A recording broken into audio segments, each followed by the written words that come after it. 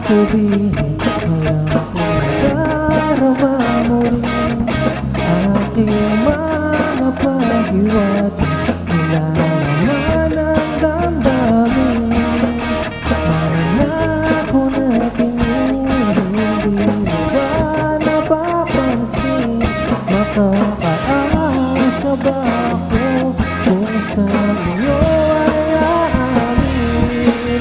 Mga oras at panahon na hindi ko na dapat pinaliban.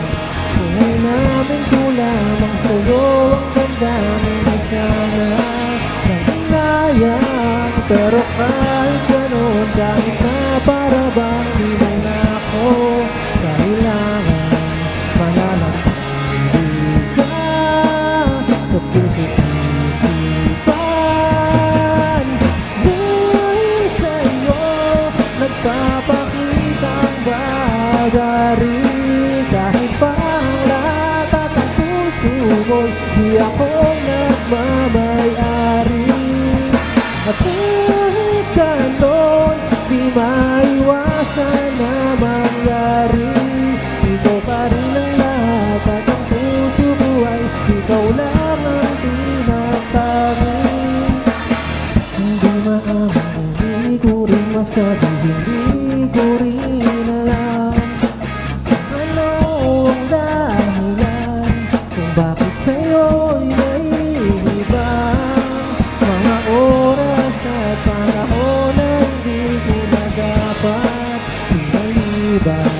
Kung inamin ko lang sa'yo ang damdamin ko sana nangyayang. Pero kahit gano'n, kahit na para bang di mo na ako kailangan, mananatili sa puso't isipan.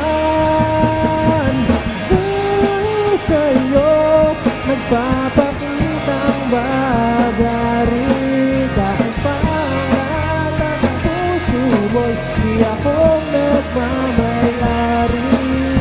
At kahit gano'n, di maiwasan na mangyari.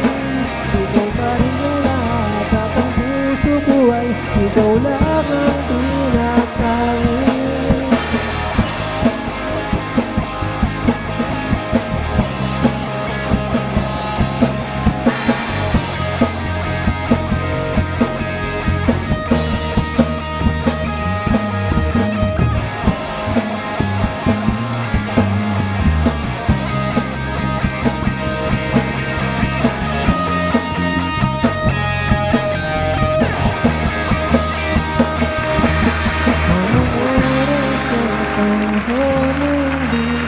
Dapat pinaliban.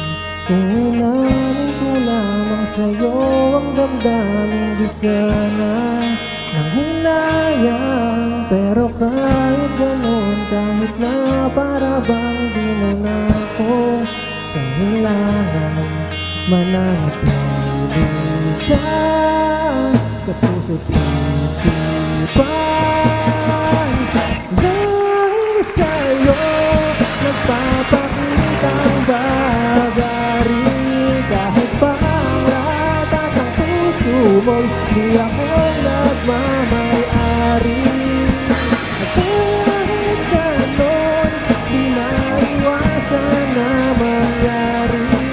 Ikaw pa rin ang lahat at ang puso ko ay ikaw lang ang tinatangi.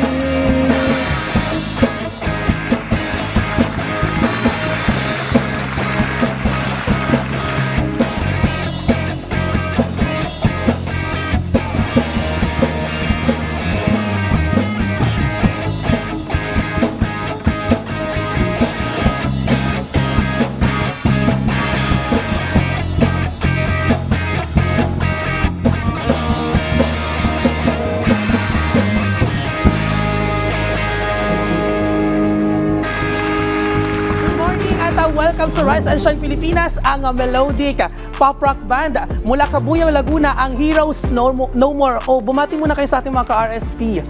Good morning po sa lahat ng viewers ng Rise and Shine PTT po. Good morning. Alright. So, paano ba nagsimula itong grupo na ito? Actually, ano po, nagsulat yung manager namin, si Sir Rai, ng kanta. Tapos, ginam nila nung former vocalist. Tapos, pinarinig sa amin. Eventually, nagustuhan naman namin. Tapos, yun na, nagsimula na yung banda. Oo. Na, yung unang pangalan namin is Midnight Lights. Tapos, na-convert na lang siya sa Heroes No. Oo, kasi kanina nabanggit natin, melodic pop rock band. So ano pa yung ibang genre na tinutugtog nyo? Alternative. Oh, alternative. Oo, so balita namin, may mga original song din kayo na na-compose. Yes po. Magbigay ka nga sa amin ng isang sample at ano yung story nun? Like for example, yung tinugtog namin na ito, Baghari, Oo. parang joint effort namin ni Sir Rai, yung manager namin. Akin yung verse, tsaka pre-chorus, tapos sulat naman ni Sir Rai yung chorus. Inspiration nun is para sa daughter naman niya. Oo, syempre, kay banda, kay singer, may mga music influence yan. Sino ba yung pinaka-iniidolo nyo sa industriya? Yung mga legend talaga eh. Oo. River Maya, Ian. Oo.